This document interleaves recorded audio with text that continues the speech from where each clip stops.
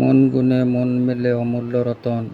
এই দেহে ভাণ্ডারে যত গুপ্ত রতন আছে, তার মধ্যে সবচেয়ে বড় রতন হল শুদ্ধ মন। জগতের ধন সম্পদ, মান সম্মান, রাজ্য ঐশ্বর্য সবাই ক্ষণস্থায়ী, কিন্তু যে মন গুরুকৃপায় জাগ্রত হয়েছে, সেই মনেই অমূল্য ধন। সাধকের পথ বাইরে নয়, অন্তরে। এই অন্তরেই আছে মায়ার আবরণ, আবার এই অন্তরেই লুকিয়ে আছে পরম সাই।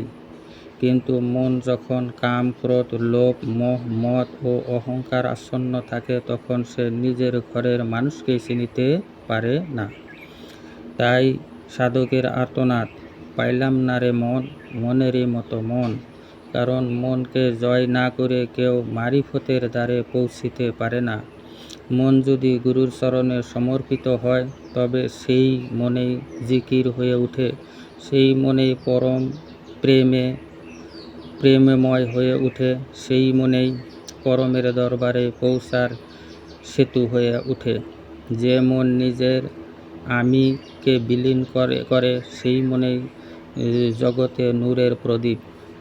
তখন আর বাইরে খোঁজ করিতে হয় না, অন্তরের মানুষ সেই নিজের পরিচয় প্রকাশ করে।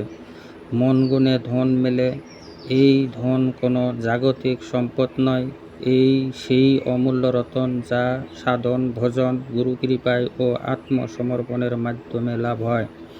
হে মন, আপন ঘরে ফিরে আয়, গুরুর চরণে আত্মসমর্পণ কর। কারণ মনের মতো মন লাভ হইলেই পরম মানুষের দর্শন ঘটে। খাঁটি মুরিদ সেই, যার মাধ্যমে কোনো কুপ্রবৃত্তি অবশিষ্ট থাকে না। এলমে তাওসাফের মূল সোপান হল আত্মশুদ্ধি বা তাজকিয়ায়ে নফস।